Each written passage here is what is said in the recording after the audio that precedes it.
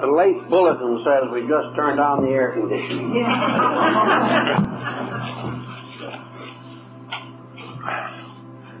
Well, I don't expect to be able to give John's lecture, because I really do not know what he intended to say. But I will try to improvise a little on the theme of this factor of communication in regard to mental and physical ailments. I think that perhaps the Chinese have given us some very good background material. They recognize nature as the great instructor. They recognize the mountains and the rivers and the valleys, the flowers and the trees and the birds and everything that exists in nature as naturally having a benevolent influence. When we get worldly weary, we often escape to the country, to some retreat where we can rest in the presence of a tremendous ministry of natural value, which is not accompanied by any verbal instruction. Nature does not teach by words. It does not preach to us in verbalizations. It rather simply exists as it is. And we find this existence as it is very desirable, very helpful, and revitalizing after the pressures of confusion. Therefore, we may say, in the Chinese way of thinking, that the more we live with the confusions of humanity, the more weary and sick we are apt to become, and that our greatest physician is nature itself. That nature, in its own proper way, asks to be understood and interpreted. It is up to us, really, to discover the values in nature. But one of the reasons why we are impelled to do this is because we already experience or feel some quality, some value that we cannot find in the congestion of human relationships. The Sung painters, the Sumi masters of both Japan and China, have given us wonderful pictorial scenes which reach into our natures, so that actually a picture is a sermon without words. It tells us something we experience inwardly.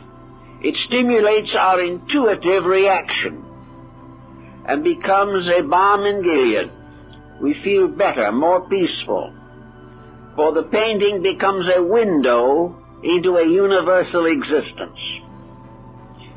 Now we realize in some way that the more natural we can be in a constructive sense, the better our health is apt to be. Anything that is artificial or sophisticated endangers our peace of mind and also the harmony of our bodily functions.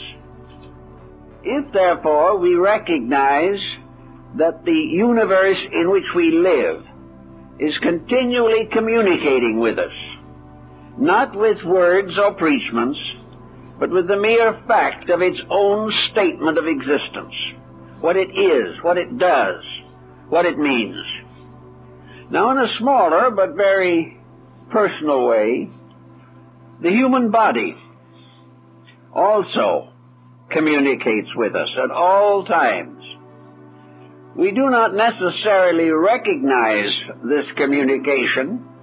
In fact, in many instances, we know it only as a pain reflex, in which a troubled body is trying to express the urgency of its needs. On the other hand, the normal, healthy body communicates as nature does, simply by the adequacy of itself, by the fact that it becomes a useful and patient protector of our purposes and contributes to the fulfillment of our various objectives. The ancients, therefore, regarded the body with great reverence. They considered it to be a proper symbol of the divine order and the divine harmony. Like the universe, it does not necessarily verbalize anything, but it does, in one way or another, express itself. Sometimes through symbolism, sometimes through reflexes, sometimes through symptoms which require careful consideration. Therefore, the body again is another instrument of nonverbal communication. And this is perhaps the grand term to cover all of the examples of life that become our teachers. Examples that are not put into words, do not appear in textbooks, but which continuously influence us. The human being, by nature, is natural. He is part of the world in which he lives. But gradually, the average person has alienated natural pressures and circumstances. He has built cities in which the communication factor is seriously offended. He moves into congestion. He lives under a variety of pressures, most of which are against the well-being of his own nature. Some of these pressures damage his body. Others outrage his emotions. And others again afflict his thoughts. But nearly all the problems that afflict us are artificial. They arise from mutual ignorance, indifference, or unreasonable ambitions. Some of them arise from the facts that we cannot get over grudges, cannot forgive our enemies, and cannot tolerate the success of other people. All of these different pressures move in. They also are, for the most part, nonverbal. They may be communicated to us by other persons, watched over television programs, or read in the press. But still, the circumstance itself is not speaking. It is not telling us something. But in the various media, this circumstance is already conditioned. The media does not tell us the real emotional core of a situation. It interprets it already, and we begin to accept the interpretations and are variously influenced, not by the circumstances, but by the way other people have reacted to them. If reactions are artificial, they again become a non-verbal source of tension and stress.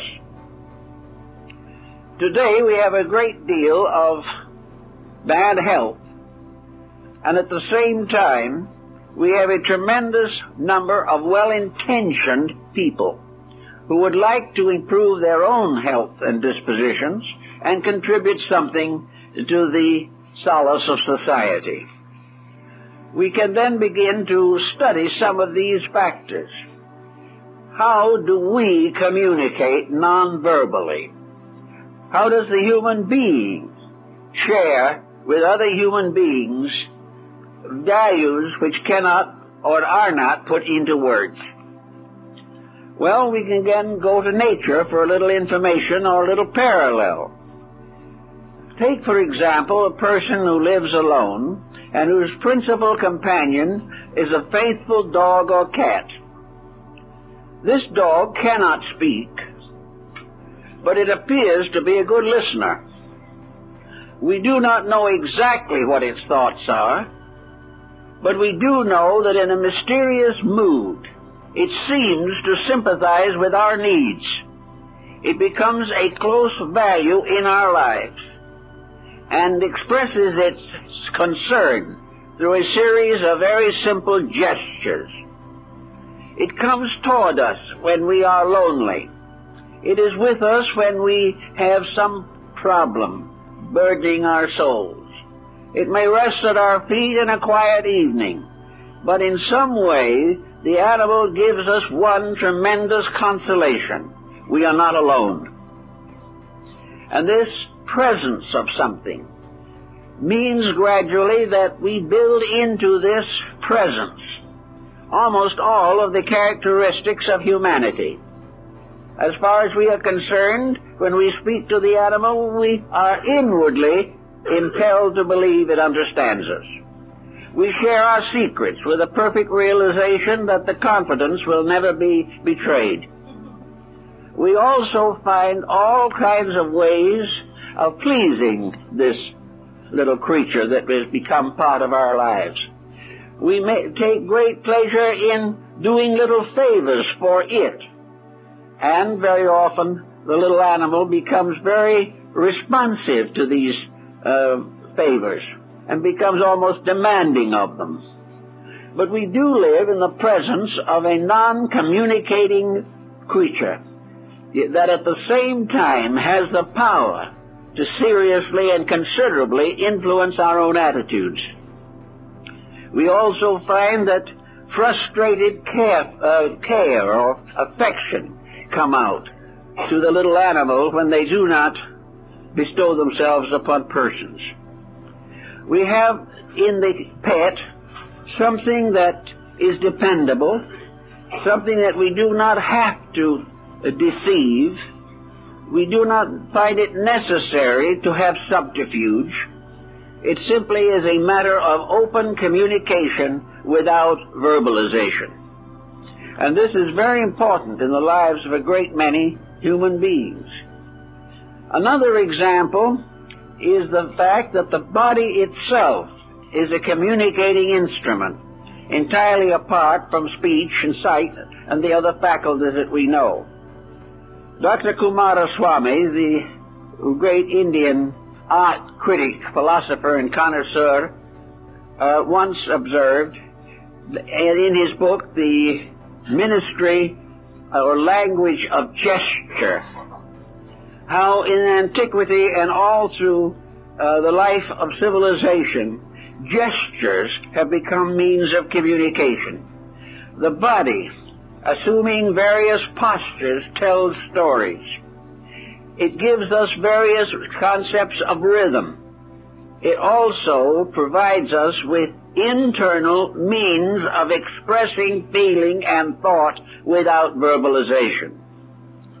We know, for instance, as Dr. Lavater, the famous physiognomist, pointed out, that a person can tell the whole story of himself without speaking a word. That also he can share his convictions and his attitudes with others without actually speaking. Lavater was able to look at a person and was able to tell by little involuntary symbols that this person presented most of his character and what his tendencies in life were likely to be.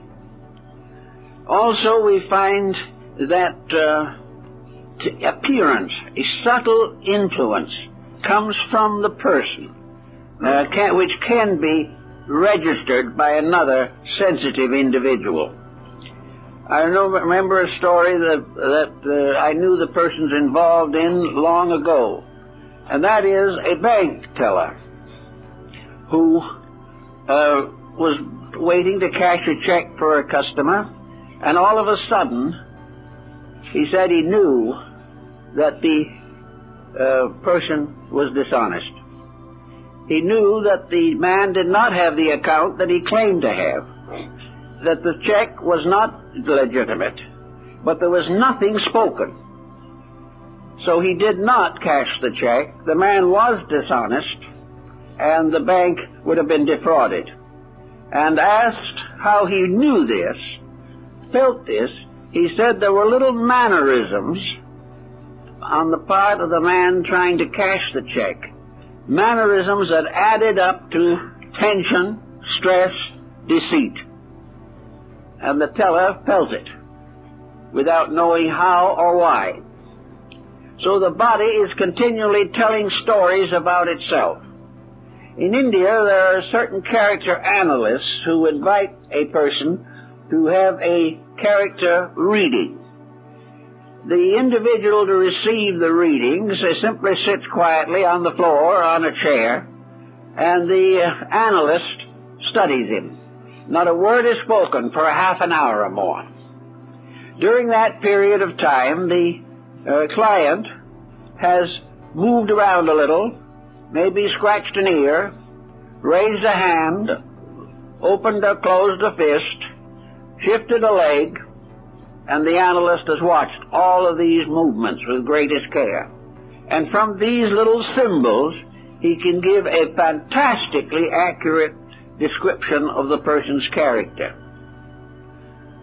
Thus, we do have the problem of this non-verbal sharing of knowledge. Now, it becomes more intimate as we become closer to people. It is very much in experience that we learn the natures of each other. If we are living with another person, if we have children who are with us most of the time, we intuitively come to recognize their moods and their reactions to circumstances. And little by little, we get an intimate realization of their inner lives, which makes it possible for us to work with them non-verbally. We can share their sorrow without speaking, but by a gesture, as Kumaraswamy calls it. We can show a slight indication of feeling, which the other person instantly recognizes and finds it consoling or damaging according to the mood or emotion behind it. Psychology has shown the danger of critical attitudes. It has shown how persons have concealed antagonisms for half a lifetime, or tried to. But the person against whom this antagonism was directed was fully aware of it, although it was never discussed. There was a reaction of restraint, of suspicion, of irritation, whenever these two persons came together. And it was inevitable that these subtle reactions should be communicated. Pythagoras and Socrates and many others in the ancient classical world made a great deal of the dance as a medium of communication. They were fully aware that by various rhythms and motions of the body, the individual expressed not only his physical reactions to life, but also his deepest spiritual and religious attitudes and emotions. The Pythagoreans danced at the dawn every day as a symbol of worship. Worship being the individual attempting to release through his own body the harmony of life. That each individual had a certain personality of his own. Therefore, although they were all dancing to the notes of a lute or a drum, each one was dancing a little differently. And this difference was a key to his own individuality and to the relation that he had between his own personal life and his veneration for the deities. Socrates, who was not exactly a graceful man, he is reported to have been bow-legged and pigeon-chested, actually, however, danced with his disciples. And according to a stranger who came to Athens, he asked how he would know Socrates. And he was told that Socrates was a person of very poor appearance, rather deformed. But later, when the man met Socrates, he reported that he found him to be handsome, beautiful, and wonderful. The spirit behind, the life behind, was so magnificent that it completely overshadowed any defect of the body. Now, to a measure, we are under these problems today. Today, I suppose, as never before, human beings have tried to improve appearance. They have used every possible means to make the body more attractive. Both in clothing and in dieting and in all these ways, they want to look well.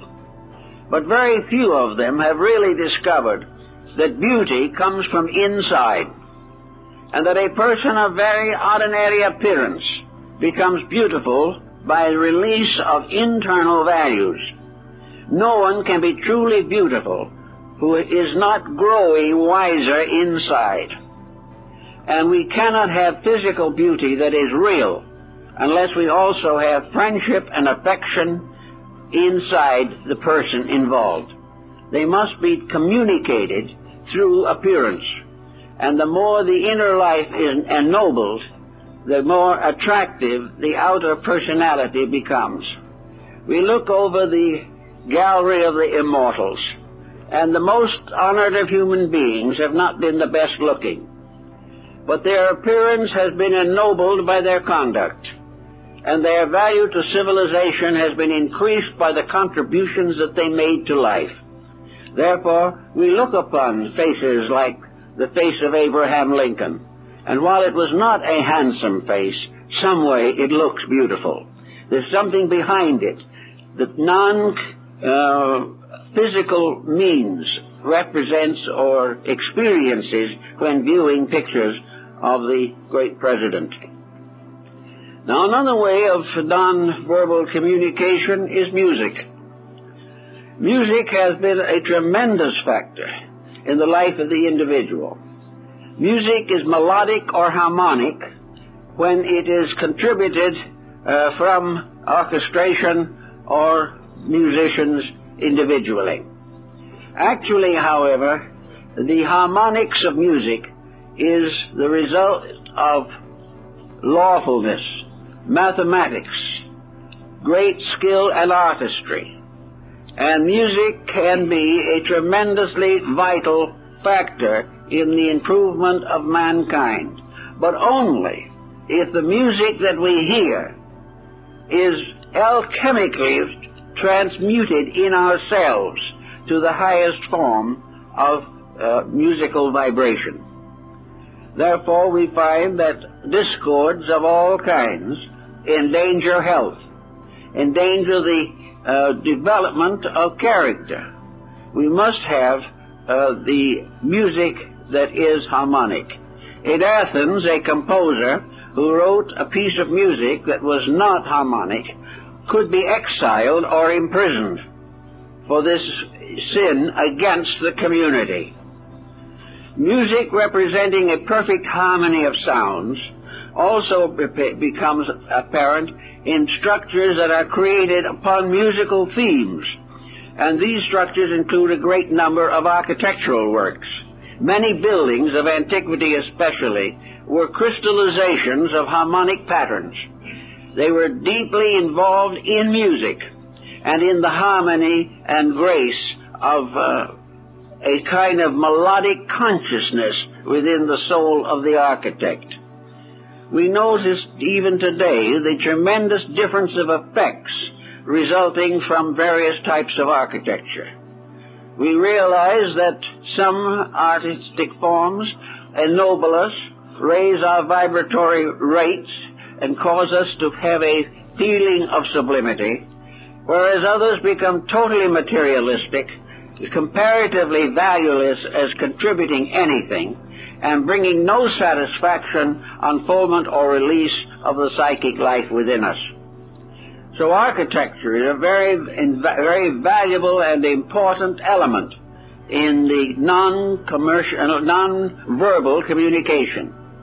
It tells us much about the ability that we have to appreciate. I think that one is faced with a variety of reactions to architecture. To some people, architecture is simply a roof and four walls. What it is like, why it is there, is purely a matter of utility. And as utility, it nourishes only that for which the utility is intended. If it is an office building or a bank or a stock exchange, then the building becomes simply the structure or principle upon which the building is erected. There is no idealism, there is no overtone involved in works of this kind. Churches used to be very much affected by religious architectural principles. But in the course of time, the attitude of the average person toward religion has greatly changed. Even today, however, I noticed in entering into a great cathedral or some magnificent religious structure that even those who have no particular interest in that particular religion some way become silent. They take off a hat or they do something to indicate respect without realizing what they are doing. They are simply under the pressure of a great harmony, a tremendous spiritualized pattern, a kind of cosmic snowflake, something that is mathematically, psychologically, mystically correct. And wherever a structure is properly organized, it does create a feeling within ourselves. Plotinus, in his essay on the beautiful, has clearly discussed this particular subject.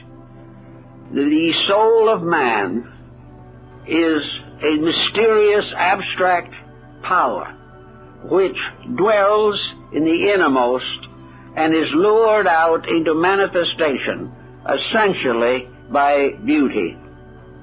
In his essay on the beautiful, Plotinus points out that the beauty in the human soul moves outward to embrace the beauty of the world, that the human soul, being beautiful and symmetrical, reaches out to the natural world of mountains and valleys and wonderful streams and lakes, and the soul is happy.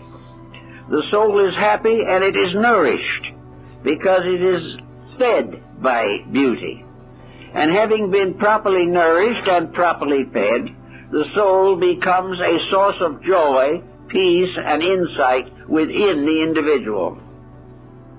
If, however, the soul is confronted with asymmetry or deformity, if it must listen to discords of sound, look upon discords of color and shape, and live in the atmosphere only of a factory-ridden civilization, the soul retires further and further back into itself, suffering or locked by the fact that there is no nourishment for it in the world in which many people live and consider themselves to be satisfactorily integrated. If, therefore, the person, recognizing the fact that beauty is absent from his life, that he is not in the atmosphere of it, must do various things to communicate beauty to himself and through himself to his own soul. He can do this in a series of very simple actions. All that he has to do is find something that his own consciousness tells him is beautiful, and try, if possible, to live with it. He may find art, he may find music, but if he finds any form of expression which ennobles him, which releases the finer parts of his own nature, it becomes a nourishment for the inner life, and becomes a joy to the soul, which rushes forth to embrace its likeness in the world. Now, in human relationships, the problem of soul beauty is sometimes very difficult to determine. We find this in human relationships, in the relationship of parenthood or of marriage. We find that it's hard to understand why we choose the types of persons we do, or in bringing up children have certain choices as to how we hope they will grow and develop. Actually, however, there is a measuring rod within ourselves, a measuring rod that asks for beauty, asks for sustenance, seeks sympathy, companionship, and integrities. And where we find these, we are inevitably drawn to them. But if by any chance our own motives are ulterior, and we accept a compromise rather than clinging to our own convictions and principles, then in most cases our lives are not successful. We find that we have sacrificed the greater for the lesser when we sacrifice character for appearance, because true appearance, in the truest sense of the mystical part of our own being, is a soul power manifesting through a body. Lavater brings this out quite firmly and so does Sanders in his study of physiognomy. He shows how every attitude that the individual holds ultimately changes his appearance. We do not necessarily understand how this happens, but from the bland, simple appearance of childhood, we gradually mature with other forms of appearance. We develop various character lines, and according to our characters, so are these lines. And if by various means we have unfolded a high potential, this is visible in our expression and in the organization of the parts of the face and head. If we have conflict inside, it will show in the structure and relationship of our features. If we are not symmetrically creating inward life, we will gradually deform the physical appearance, because it must ultimately bear witness to what we are. And the body must be a witness. But if the body is properly sustained by inward consciousness, it witnesses the growth of life within us and is correspondingly beautiful. Also in ancient times, the religious world made use of masks. Nearly all ancient religions had mask rituals, whether they be the Indians of the American Southwest, the Egyptian mysteries, or the Greek drama. All of these systems use masks to conceal the appearance of a mortal actor. The actor was supposed to be transformed by a mask into something that he was not, that he was gradually changed into the likeness of a deity or of an evil spirit or of a submaterial life of one kind or another. He had a transformation due to the wearing of the mask. Now, the ritualism of masks is very interesting. Among the Hopi, Navajo, and Zunis of the Southwest, the masks are, of course, sacred. One of the important points involved is that no one must wear the mask except during the ritual, and the mask must not be shown to other people.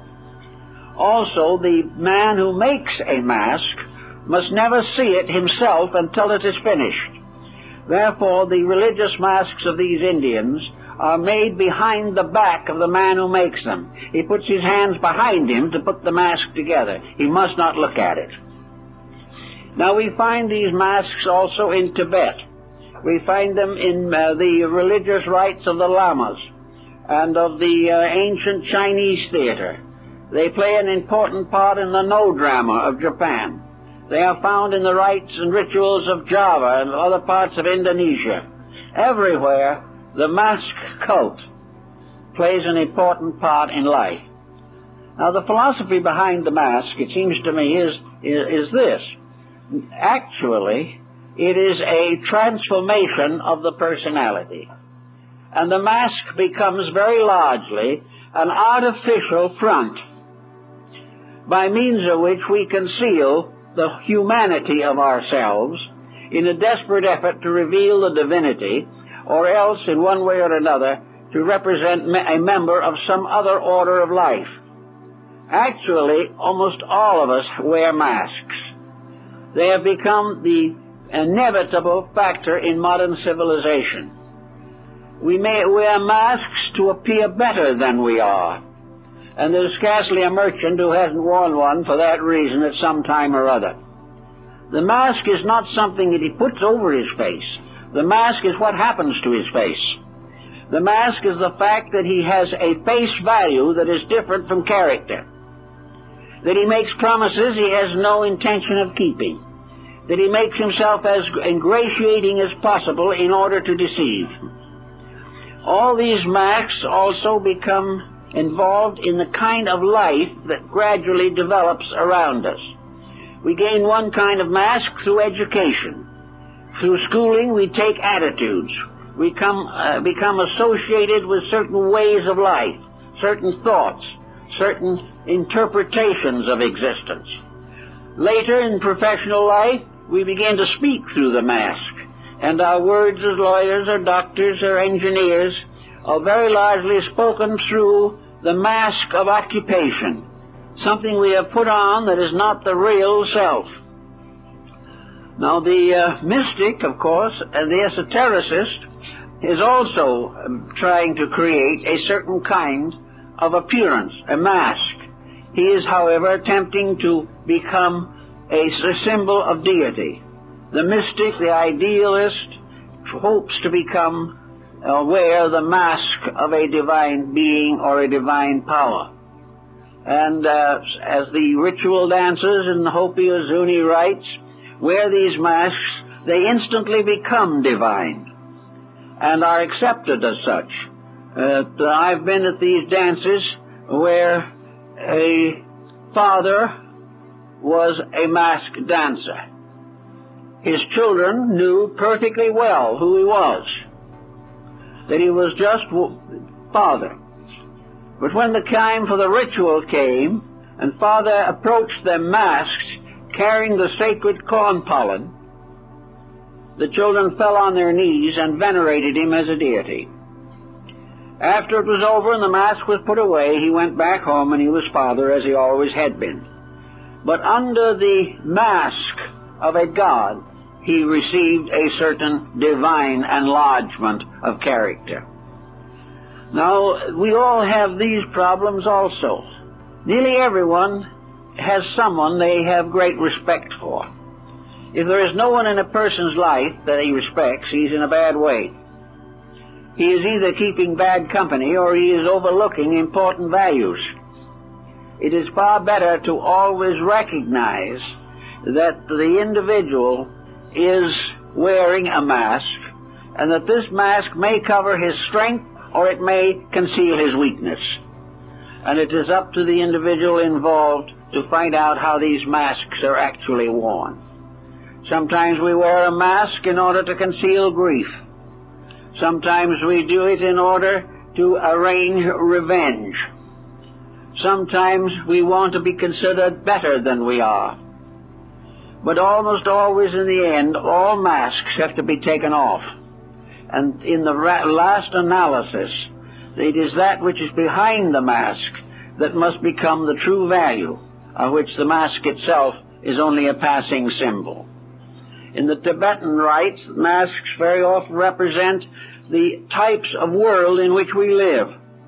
The monsters of the Tibetan underworld are right here among us. For this underworld is nothing but the material sphere in which we live. Here strange, grimacing, and frightening forms appear. Here all kinds of infirmities descend upon us. Here also the teachers appear to guide us and lead us out of the troubled under life to something better and wiser. And in the ritual dances, all of these various conditions are personified for the enlightenment of the individual. The end of the enlightenment is always the same, that we shall recognize that all error, all weakness, all evil is delusional, and that actually behind every evil circumstance of life is finally a manifestation of the divine purpose for existence. Therefore, things wear many masks, but the truth is behind them, and the truth is one, regardless of how it appears to be modified or conditioned or distorted by the circumstances of daily life.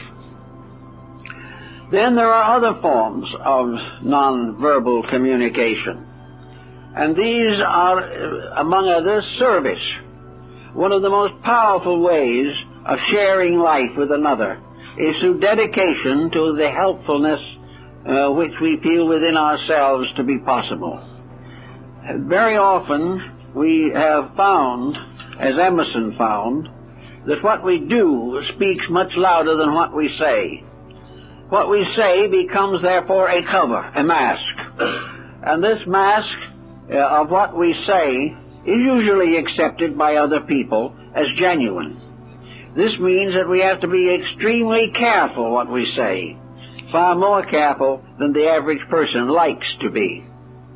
but by means of character, by means of dedication, we create a pattern of nonverbal idealism. The great teaching is by example. The great teaching is the individual doing those things which are the greater good to the greater number. We respect these people even though we do not necessarily have the skill or courage to emulate their conduct. We respect achievement of a high quality, but may not at the moment feel that we can make the sacrifices or adjustments which would make it possible for us to become like these extremely important individuals, so that life itself becomes a form of communication, a form of understanding between the individual and the world around him. Another form of communication is meditation. And in this, the individual is communicating with that which words will not affect to any great degree. No matter how loudly we verbalize our prayers or our contemplations, the verbalizations are unimportant. The entire value of the meditative life lies in silent communion with reality. This is probably the highest form of nonverbal communication. It can be directed in three directions. First, it can be directed toward the divine power, the source of all life. Secondly, it can be directed toward an individual or group of individuals for which we have some special regard. And third, it can be directed toward ourselves. This meditative discipline is nearly always idealistic and unconditioned by material attitudes or interferences. Each person must in some way experience a contact with life, and this experience is the great communication. We call it a mystical experience sometimes. It is an experience in which for a moment the individual becomes intimately associated with the realities which he seeks to understand. He then discovers what all mystics have discovered, namely that there is no way of verbalizing the substance of a divine experience.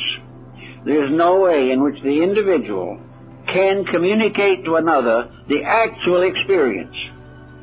Various religious teachers and so forth have written of it, have tried to tell it to another person, have tried to share it with their disciples. But actually, the experience is beyond all communication. It is an identification with life itself. It is an at-one-ment with an eternal value.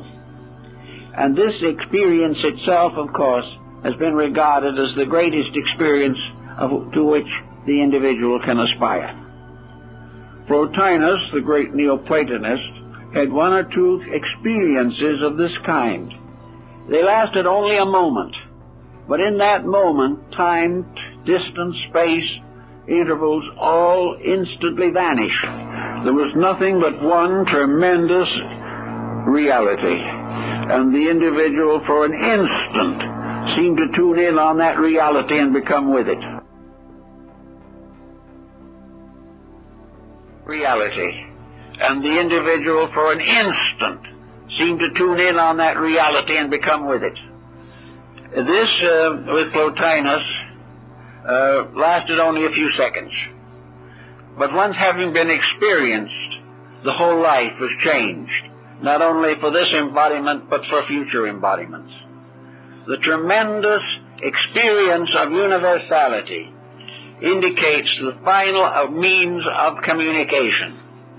God or deity communicates through a series of inward experiences. These experiences can be crystallized into codes.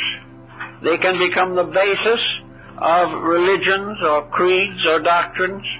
They can result in improvements of society and the evolution of human culture. But the experience itself like the experience of Moses on the height of Sinai, is something that cannot be actually communicated. And in the silence of his contemplation, the Zen monk, the Christian monk, the Buddhist monk, all have moments in which they feel very near to the realities which they seek. And they have also learned something else, that you must finally decide in your own consciousness where you want communication to come from. Do you wish to have the world move in on you with all of its attitudes and ideals and ideas, all of its forms of knowledge and skills? Do you want to have life a communication from the outside, from the material world about us, a communication which may lead to material success or create more problems that it can ever solve? But in any event, that the building up of knowledge is an experience from environment, from the institutional, traditional forms of learning which have come down to us from the past. The other type of learning is not this at all. It is a learning for which you must prepare by quieting the mind and the emotions and allowing them to become recipient of a power greater than that from external pressures. Now, the great problem in meditation, of course, is the danger of negation. The individual, in some religious groups, tries to make the mind a blank, tries to take the attitude that if he doesn't think at all, the divine mind will think in him or through him. This, however, is a dangerous approach to the subject. It is not good for the individual to simply wait passively for some type of communication from a superior source. This passivity is not necessary if the proper background has been built. In other words, if the individual has prepared themselves quite correctly for the acceptance of a meditational life, then it is not negation, but quietude, a calmness which is strong and not weak, but which is not associated to the forms of expression which are detrimental to inner revelation. By self-discipline, by gradually freeing oneself from the involvements of an illusional existence, the inner life is cleansed and purified, and a certain quiet ardor is added. It is a quiet expectancy, a quiet hope, but it is strong.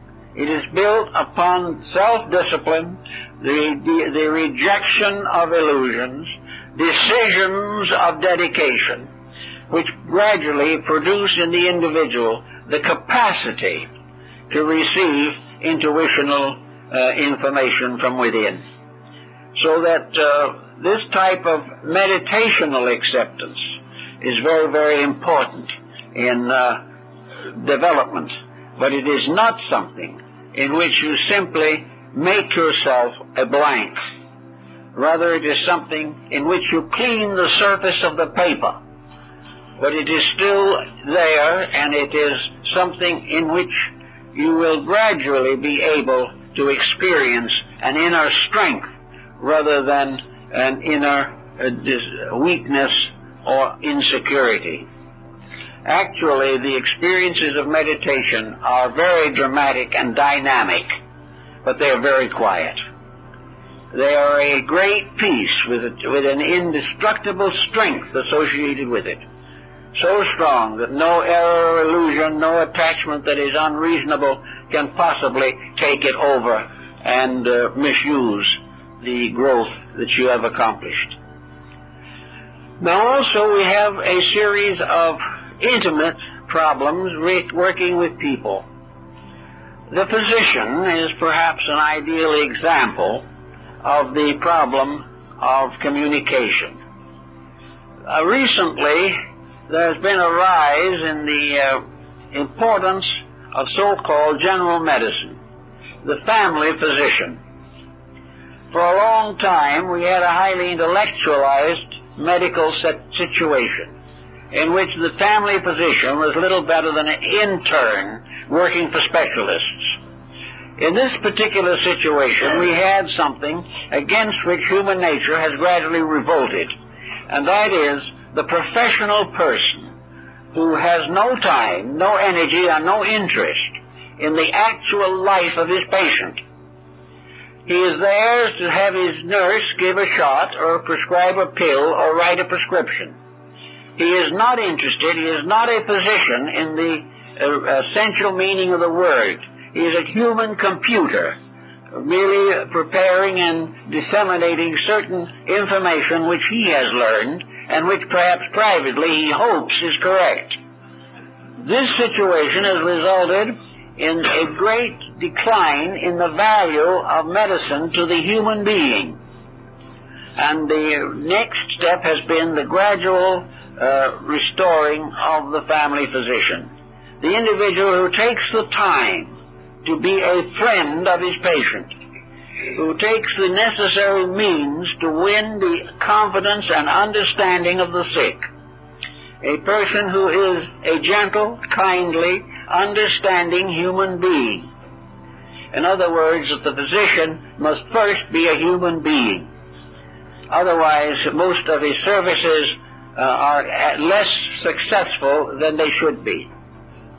Many patients really do not need elaborate medications. What they really need is a little sympathy, a little ability to share their problems or to unload a burden of psychic stress within themselves. They are looking for a counselor, and in one way or another, they are looking for a priest. In the ancient Greek medical religion, the shrines of Asclepius, the god of healing, were for centuries in the hands of the family and descendants of one medically integrated group. They were all priests. They were all dedicated to the temple. They were all initiated into the religious mysteries of their time. They compared their values not only scientifically, but with the great spiritual revelations of mankind. The patient came as to a spiritual father. He came to be helped, to be instructed, to be inspired, and, if necessary, to have his character somewhat altered or modified in order to bring peace and health to his life. Now, these priest physicians had tremendous influence because they were priests. The individual who disregarded their ministry was therefore violating his religious obligations. He must listen to the voice of the priest physician as he might listen to the voice of the gods. He was in the presence of the initiated, illuminated teacher, not merely a practitioner in medicine. Now again, the diagnosis under those conditions was quite different from what we know today. For the most part, the diagnosis was non-vocal, or was not given in words, or by means of tests, such as we would use today. There were no laboratories, as we would know them, no blood tests, no elaborate equipment, and the individual, therefore, was diagnosed very largely by the gods. At the great temple of Asclepius, the sick were brought in at night on couches and were placed in a circle around the statue of the deity. Then the priest gave each of them a soothing, probably sedational drink that quieted the nerves and eased pain where it was present. The individuals, the patients, then slept in the temple, in the circle around the deity. In the morning, they reported their dreams to the priest physicians, and in nearly every instance, the dream was the diagnosis. Nothing was spoken. It was a non-vocal diagnosis. the individual could repeat it afterwards to the priest, but he was actually diagnosed by some power deeper than his conscious mind. Perhaps, as some psychologists might say, he was diagnosed by his own subconscious, or he was diagnosed by his own internal faculties. But the consequence of it was that in most cases, the patient told the priests the correct diagnosis of his ailment. The priest then administered the material as recommended in the dream, because they felt something that we have again forgotten, that each sickness, each person who is sick, is suffering from a problem which only his own consciousness can finally solve. And all other efforts are to a degree ineffective. They may help, but the final diagnosis of what is wrong with us usually has to come from ourselves. Not verbal, but from experiences, dreams, archetypal visions and things of this nature. Because actually we are the only one in the world who knows just exactly what is wrong with ourselves. Others guess at it, and sometimes the guessing is very irritating to the sufferer. But the final answer lies in the person's quiet contemplation of his own situation. Therefore, in a sense, symptoms are a nonverbal form of communication. Symptoms arise in the person, and for the most part, he takes them immediately to some physician or nutritionist or something of this nature. Actually, however, all these symptoms that arise in himself should be studied deeply by the person himself. If he is not in a position to study, if he doesn't know what it's all about, then he is in a very bad shape, because he is living in a house, but he does not know how to take care of it. He does not know when it needs repairs. He does not know when its roof leaks. He does not know how to keep it properly in order. And for the most part, he pays no attention to it. And when things get very bad, he moves out. Now, in this case, when he moves out, he has to wait for a new body. But a great many people will move out of an apartment when they can no longer clean it up. It becomes too odious a job to put things back in order. So with the person, health problems nearly always require or invite very serious consideration. We are the only ones who know the whole story of ourselves.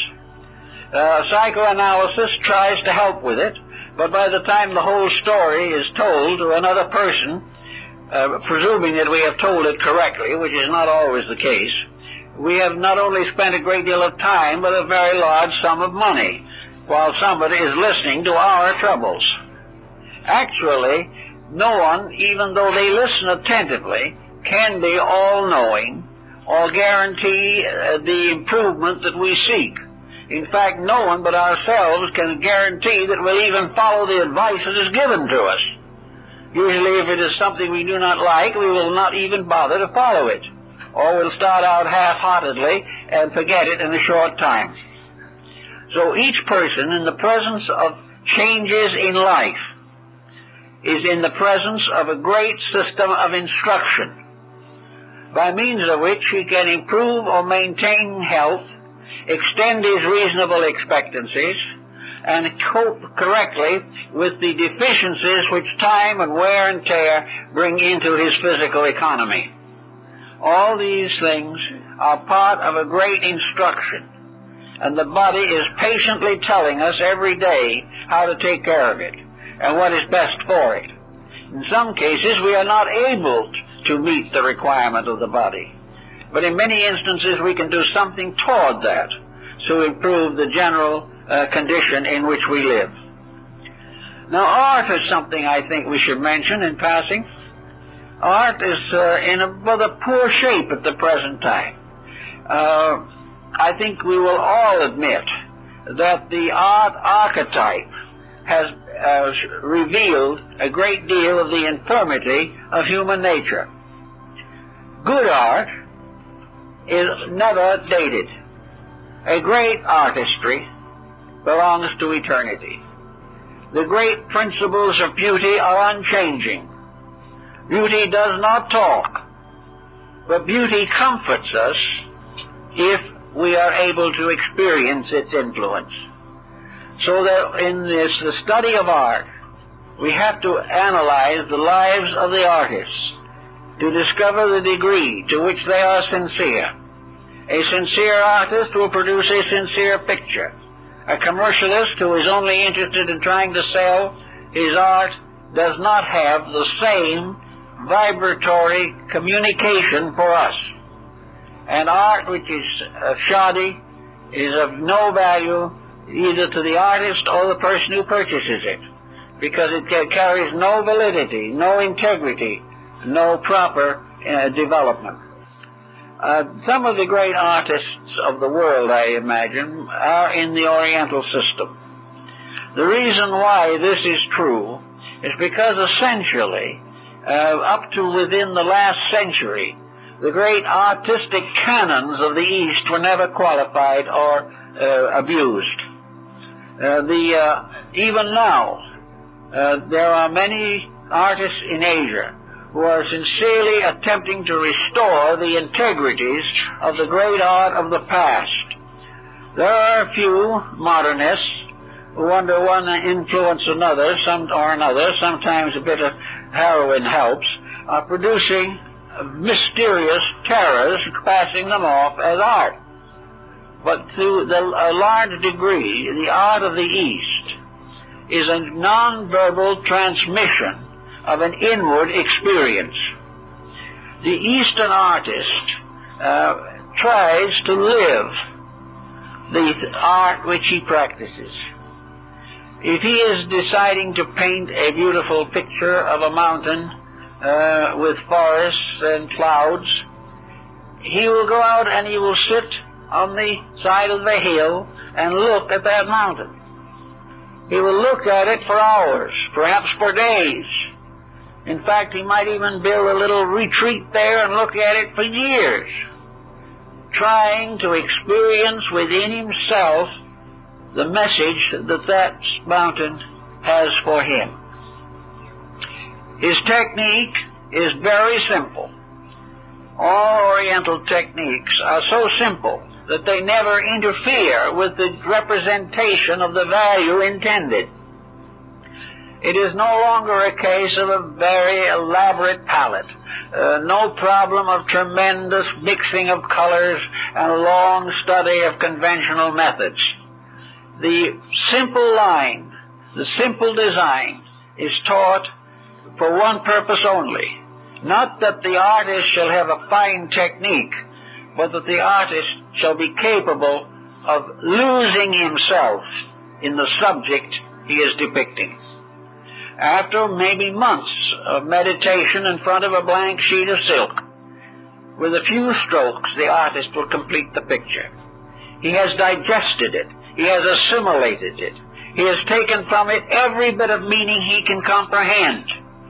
He has made it an experience of consciousness, and having finally put the whole subject in order, with a few moments he makes the physical representation of it. Now, as it was pointed out in connection with Sesshu, one of the great artists of Japan, artists themselves are classified according to the degree of internal consciousness they have attained. A great connoisseur in Japan, a great art collector in China, is not a person who buys expensive pictures by name artists. He isn't buying a picture. He is not buying a label. He is not buying fame or notoriety. He is looking for integrity. And looking at the picture that has been produced by a truly inspired artist, he says to himself, the connoisseur says to himself, aha, this artist has attained the 5th stage of internal meditation. He has reached a certain point, and he has put down on this silk actually a statement of himself, of what he knows, what he believes, what he has experienced, and how he has been able to interpret the symbolism of this mountain. He goes along a little further and he sees another picture. And he says, this artist has achieved the 7th degree of consciousness. He has seen more deeply than the other one. He has experienced more wealth of inner insight. He has released more soul power because he has the inner meditational quality that has made him a greater artist than the other, although the other artist is also very fine. So the connoisseur will go through the gallery, measuring the pictures by consciousness, not by appearance or name. Now it is obvious that under such situation or condition, the purchaser must have the degree of insight that he is able to recognize in the artist's work. Unless the purchaser has attained the 7th degree of insight, he cannot know that the artist has. The connoisseur, therefore, is not a person who simply buys and puts away or builds a gallery to store something. He must have the experience also, for it is only what we have experienced in ourselves that we can recognize in others. If we have not achieved it in ourselves, we cannot know that another person has achieved it. This then goes not only into the world of art and Sumi paintings and beautiful screens, it also goes into the religious art of these people. For the Asiatic has come nearer to being able to make a pictorial representation of invisibles than probably any other school in the world. He has been able to transcend the forms of things without distortion, and has bound it all together by a tremendous language of symbolism. Every part of these designs is a symbol which draws the attention of the person who understands. If you do not know the meaning of the symbol, you will not buy the picture. If you know the meaning, and that meaning is nourishing to your consciousness, you will make a great sacrifice to have that painting or to experience the work of a beautiful bit of pottery. For the potter, just as much as the painter, is telling the story of soul power. And a great potter reveals through his work the victory of soul power over physical materials. For he has made these materials become symbols of things unseen. So with the same with life, as we go out in the experiences of living, we recognize in others that which we have attained in ourselves. We may have respect and veneration for that which we have not yet attained, but we can only understand and build into consciousness that which is within the range of our available reflective powers and faculties. Thus, the only way in which we can finally experience truth is to have attained it in ourselves, therefore become capable of experiencing it in other things. Whatever deficiency there is in our own natures, there will be a corresponding deficiency in our philosophy, in our religion, and for that matter in our science. A world that has not yet attained to the mystical levels of things will continue to be plagued by the problems of material existence. We are now in the midst of a very sad situation, but one in which non-verbal communication is probably more important than ever before. For it is only by the thoughtful contemplation of things as they are that we can gradually restore our own integrities. We have to learn the lesson in order to escape the consequences of former mistakes. It is not possible for us to listen to people promising this, guaranteeing that, and demanding something else. The only thing that will solve our problem is the victory of soul power over brute force. And until that comes, there is no solution. But if this solution is first to be attained in ourselves, and we can see in many ways how this attainment is available in comparatively simple people. We find in many cases that those less sophisticated have greater integrities, that in very simple solutions, the individual living close to experiences has been able to grow by actually feeling the way life is, rather than listening to experts talking about it. So all the way through the problem of healing and through the problems of sickness, we have this line cutting, a line which tells us that a great deal of health will come from integrities that can restore the imbalances that we have permitted to arise within ourselves. Religious institutions in all parts of the world are restoring religious healing and pointing out the advantages of more internalization of the search for health. There seems to be no reasonable doubt, and it is demonstrated from the beginning of time, that where a group of sincere persons unites its efforts to be helpful, to help to restore the health of the sick, that they have a great effectiveness if the patient is willing to accept the values involved. Spiritual healing is perhaps best personified or exemplified in the story of the great shrine at Lourdes, where spiritual healing has been practiced for hundreds of years. Here there is a great difference in the results obtained. Many who have gone to Lourdes very sincerely have not been helped. Some, however, have been miraculously aided. And the only difference that can be imagined is the internal quality of consciousness. The individual who had a certain type of consciousness got the results. Another who went even with a strong faith was not helped. It was more than faith that was necessary. There was something deeper than faith. It was the person becoming in rapport with the spiritual power of healing, the rapport of God as health, God as body harmony, God as spirit moving into flesh in the mystery of divine enlightenment.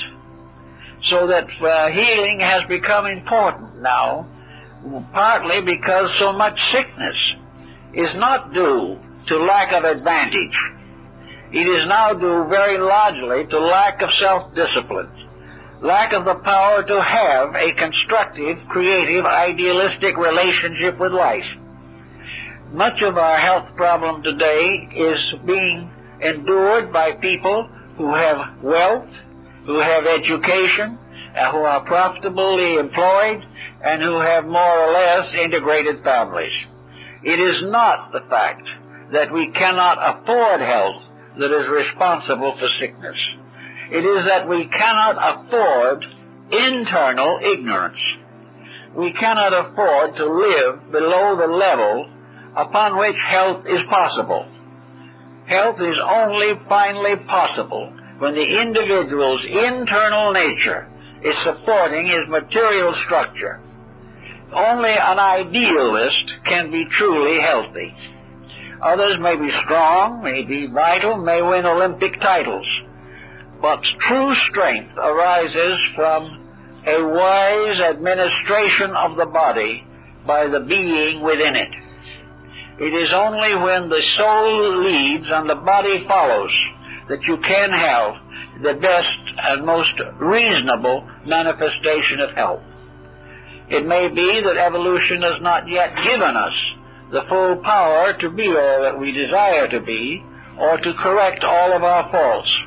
But one thing is certain, we are better off when our ideals lead the way, We are far better off when we keep faith with the inner life than when we try to live against it and depend upon the crutches and helps and implements of modern science. Actually, wisdom, love, health, all these virtues are the result of obedience to the divine plan. The better we obey, the better off we are. The more we understand, the better we can obey. Always there has to be a certain inner growth. This inner growth cannot be perhaps entirely nonverbal, but it is largely so, because there's no matter what we hear, what we read, what we see, the things in themselves are not solutional. It is what we internally do when we transmute experience or tradition or history or philosophy or religion into soul power. And this soul power has to be an internal achievement, usually in the quiet of the night, usually alone in the wilderness, usually under some type of affliction, which finally brings us face to face with ourselves and the jobs that we have to do. So in all our problems and in all the things that we have to do to learn, we can read moderately, we can listen moderately, but it's not what we read or what we hear that does it. It is what we are able to do by means of instruction to release and transform our own inner lives. To memorize everything in the world will not solve our problems unless the memory is supporting a major change within our own natures.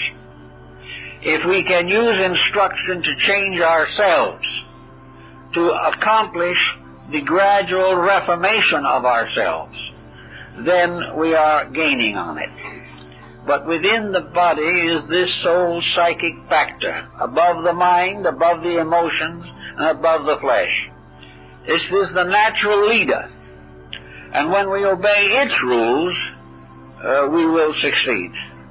It will gradually disseminate itself throughout all the parts of our structures.